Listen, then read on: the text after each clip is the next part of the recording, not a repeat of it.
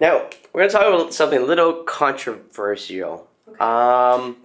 Have you ever dated an Asian guy? No, I haven't. No, you haven't. Not a full-blooded Asian. Okay. Now, why is that? What do you think of Asian men? What's the first, like, 3 words that pop into your mind? Shy, timid, and more shy. Now, they're Asians where you grew up, yes? Yeah, I grew up right next to Alhambra, so there are a bunch of Asians there. Now, when you're walking down in, like, Alhambra, do Asian guys approach you, or was it just all white guys? No, never. I always get approached in like El Sereno, Pasadena, but Alhambra, it's smooth sailing. You're walking down the street, you know you're not going to get approached. No one ever approaches. Okay. No, why is that, you think? I think that they're just really afraid of rejection or really afraid to approach. They don't know how to do it, or, I mean, just really timid. In their culture, maybe they were brought up to, not approach women, not be direct, not be aggressive. Now, how do you think the media portrays Asian men? Because a lot of Asian community blame it on the media, that it's the media's fault. Mm-hmm. Well, the media portrays Asian men as being, like, I guess, wimpy and small and meek and timid. Yeah. Right. Now, can you name an Asian media figure, a sexy Asian role model? Hold on.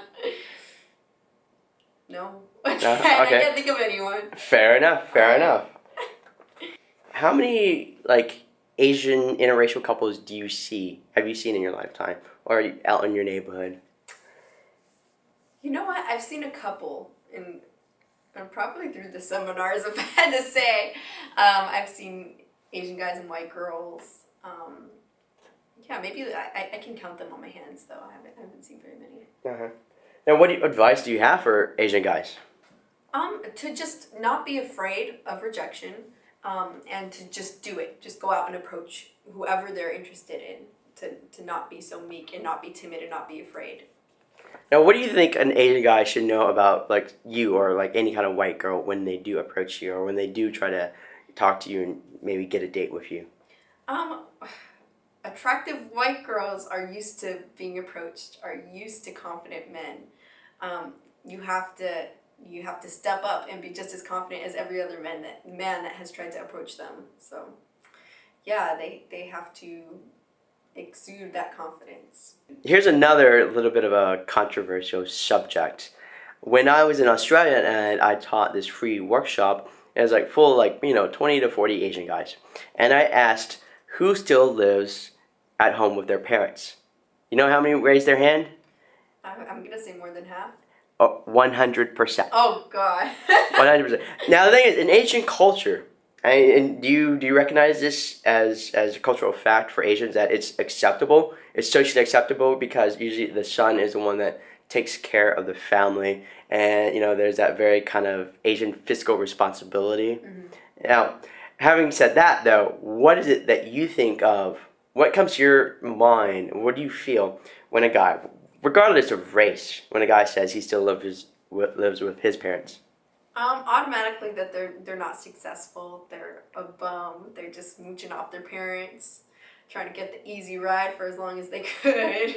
Now, this is in spite of the fact that, what are like some of the positive Asian stereotypes? That they're very smart, very responsible usually. Yeah. But living with their parents, that's a killer. Yeah, it is. Now, one of the comments earlier that you made about sort of communication and not coming off as creepy and showing sincerity on your face, I'm going to throw three words out there for you. I'm sure you recognize them. Asian poker face. Mm-hmm. Oh my gosh, we had one guy last time. It was very sad. He could not get over his Asian poker face. It was as straight as can be. We would ask him to smile. It was so straight. It looked like it was forced. That's one thing that comes off as very creepy. Like you're approaching a girl, you don't want to seem uninterested or not happy to be talking to her. You have to get over the Asian poker face, which is a killer. If I saw someone and they came up and approached me like that, it would be an instant, oh my gosh, I need to get away. I'm afraid here. Girls, come help me. It's creepy. All right. Now, what's one thing an Asian guy can do to make him more physically and personally more irresistible and sexy? Smile.